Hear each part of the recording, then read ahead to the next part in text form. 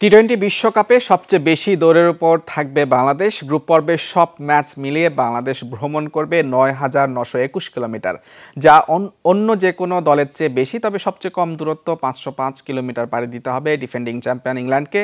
একই ভেন্যুতে ৩টি ম্যাচ খেলা ভারতকে ভ্রমণ করতে হবে মাত্র ১,৭১৭ কিলোমিটার। স্মুথ শেভিং এর জন্য শুধুমাত্র কুল, নাথিং এলস। বিশ্বকাপে একের পর এক চ্যালেঞ্জ বাংলাদেশের সামনে। একদিকে ব্যাট হাতে পার করছে কঠিন সময়, তো অন্যদিকে ভ্রমণ ঝক্কি।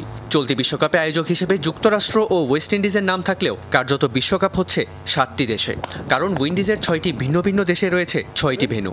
তাই ভ্রমণের বিষয়টি এখন আলোচনার মূল কেন্দ্রে। বিশ্বকাপে সবচেয়ে বেশি ভ্রমণ করতে হবে বাংলাদেশকে।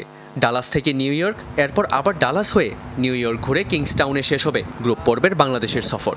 ডালাসে যুক্তরাষ্ট্রের বিপক্ষে প্রথম প্রস্তুতি ম্যাচ বৃষ্টিতে পণ্ড হওয়ার পর ভারতের সঙ্গে প্রস্তুতি ম্যাচ খেলতে পা রাখে নিউ ইয়র্কে। সেখান থেকে আবার শ্রীলঙ্কার সঙ্গে গ্রুপ পর্বের প্রথম ম্যাচ খেলতে ডালাসে শান্তর দল। এরপরের গন্তব্য আবার নিউ ইয়র্ক, সেখানে তাদের জন্য অপেক্ষায় দক্ষিণ আফ্রিকা। সেখান থেকে গ্রুপ পর্বের শেষ দুটি ম্যাচ খেলতে দল যাবে সেন্ট ভিনসেন্টের কিংসটাউনে। সব মিলিয়ে বাংলাদেশ ভ্রমণ করবে ৯,৯২১ কিলোমিটার, যা গ্রুপ পর্বের অন্য যে কোনো দলের চেয়ে অনেক বেশি। দ্বিতীয় স্থানে থাকা লঙ্কানদের পাড়ি দিতে হবে ৮,০৯৭ কিলোমিটার। এরপরই আছে নেদারল্যান্ডস, তাদের ভ্রমণ করতে হচ্ছে ৭,৩৮০ কিলোমিটার। পিছিয়ে নেই নেপালও, ৪,২১৪ কিলোমিটার ভ্রমণ করবে বিশ্বকাপের ডি গ্রুপে থাকা দলটি।